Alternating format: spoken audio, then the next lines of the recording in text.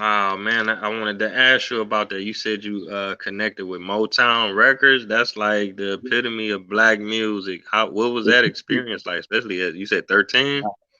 Yeah, man. Let me tell you about that. So, uh, what's it? What's it? Anthony Carmel. Okay, so I was 13 years old. The very first song I ever recorded, okay, I ever recorded. It was a Friday. We recorded in Berkeley, right? I lived in Richmond, so we caught the BART back home. Get off, I wake up in the morning. I look out my window.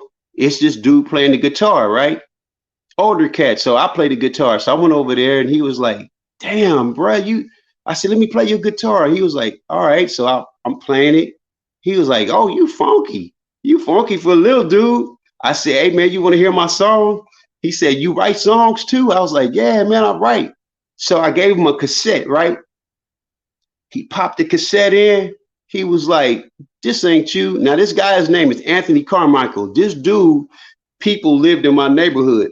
Anthony Carmichael produced Lionel Richie. I had no idea who this dude I was talking to. He was just some cool dude playing the guitar, right? He was like, look, man, what I want you to do is go home. I'm gonna have Anna Gay Gordy, which is Barry Gordy's sister, Marvin Gaye's wife, call y'all and hook you up with Motown. And sure enough, man, I went home about 10 minutes later. It was Anna Gay Gordy on the phone. The next weekend, we was in Beverly Hills, man, on Outpost Drive. That day, I met Marvin Gaye. But I told him, this is what I said, Marv, it was a pleasure meeting you, however, man. I got to meet Mike, man. I'm a huge, huge Michael Jackson fan, right? Huge Prince fan. And oddly enough, I never met either one of them personally. Um, I met Michael Jackson's mom, and I just told her how wonderful I thought she was and how she raised her kids. And, all my homeboys played with Prince. My boy Miko Weaver, he's like my mentor. Uh, he played with Prince, Raphael Sadiq, uh, uh, Tim, Christian. All of my homeboys played, but I never got a chance to meet them. You know, God rest both their souls. Yeah, rest in peace to them Mhm. kings for sure. Especially Marvin, man. You got to meet him. Yeah, that's one of I my mean, favorites. Marvin, man, I hear he was rolling too. I said, Marvin, I love you, man, but check it out. I got to. He was like, well, I'm sure you about to meet him, man. You guys are with Motown, and so I got a chance to meet some other cats like uh, who not what's the little light skinned dude's name? You get old, start The forgetting folks' bar. names. The Bars. I'm an Elder Bars, man. I had wrote this song called Breathe that was in the movie Last Dragon. So I'm really telling you how old I am, right?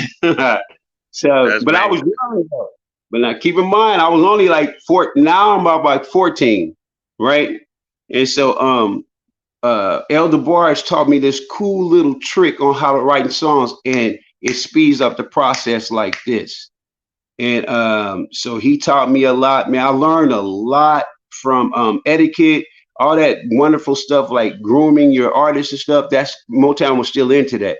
And so I went through that whole little training process. And I give that to the guys in my group now. Well, like my son is the lead singer of Sons of Funk. I got another youngster, Troy. He's with us, and then another original member, Josh Chu. He's still with us. So man, we getting down like Bobby Brown and Chris Brown. Wow. Mhm. That's phenomenal, man. Have you ever thought about like writing a book or something? Because not too many people say they could be with No Limit and Motown. That's a combination. You know what I'm saying? Yeah, man. What? Hey, that I thought about that. I was like, just what you just said. I was like, I was with the biggest black record companies to ever exist.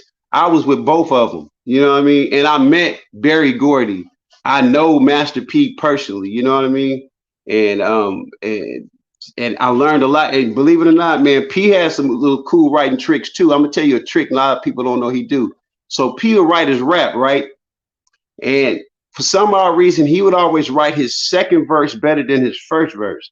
So he would take the second verse and scratch the first verse and use the second one for the first. and then he'll come with something better than that one. Then he knew he had a hit record. That's how he did About It.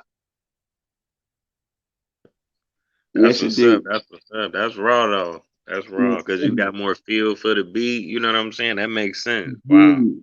Right, right. Indeed, See, man.